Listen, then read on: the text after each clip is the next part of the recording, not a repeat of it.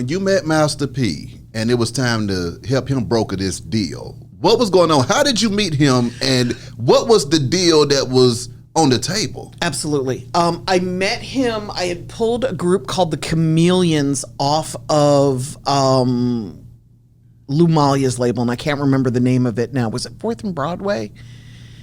I think it was 4th and Broadway. I pulled them out of a bad deal. They were just shelved. Yeah. And they were like my favorite group at the time. They reminded me a lot of like De La Soul and that whole funky vibe that De La had. And the manager's cousin was working for Master P. So I met him through his cousin.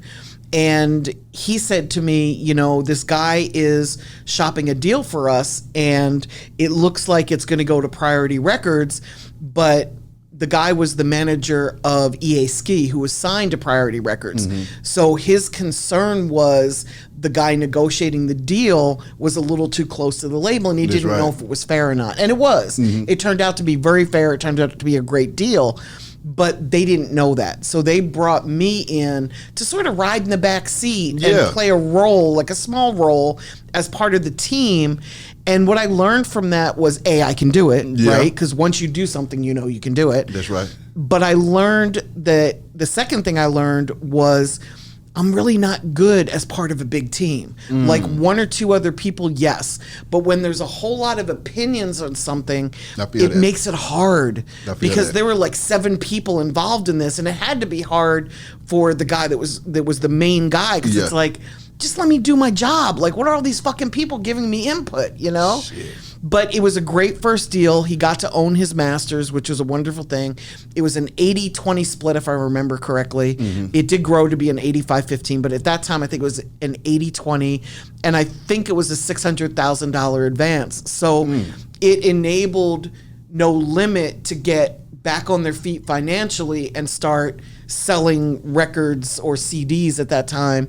In, you know, through Priority, they were still independent, but they had somebody that was well connected that could help them get the music into stores, show them how to do it, you know, the corporate way, because they were just out here guerrilla with it, right? But they were having trouble getting paid. And that's the thing that Priority was able to bring to the table. They had a great sales team, and some of the guys on the sales team are still my friends to this day.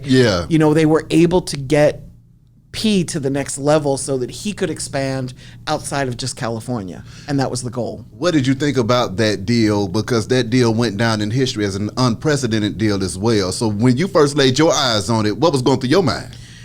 I didn't look at it as unprecedented. I looked at it as what was owed to Master P. I came in it from that artist perspective. Like, he had sold 300,000 plus units, right? He had put out Down South Hustlers, West Coast Bad Boys. He had put out a lot of projects, and he was coming right after that with TRU, which was his brother C Murder, as part of the group, Mia X, and his own stuff, you know, Ice Cream Man. There was a bunch of stuff coming. And it was exciting because I saw P as the one that was doing like all of the work. Like, he was doing a buttload of work. So I saw it like, well, this is the way it should be. It should be an 80-20 split. Plus, I had just read this book, and this has really nothing to do with music, but I read this biography on Lucille Ball, and I learned how when she started her own company, they filmed everything themselves. They didn't go to a studio and let the studio fund everything. They did it independently, and then they sold a percentage of what they own. So I'm like, well, if Lucille Ball can own her masters, so can Master P. Exactly. He's entitled. You know, it's a white entitlement. Like, he's entitled. He should get to do that. And that's where that came from. So from there, I was able to go on and do a joint venture for Twista. I worked with Do or Die. Do or Die, Po Pimp, was the first single I'd ever put out. And I learned at a trade show, of all places, I learned how to do it at a trade show that took place in Baltimore. I hopped on a plane to Chicago and went and said, hey, I just learned how to do this. Let's do it.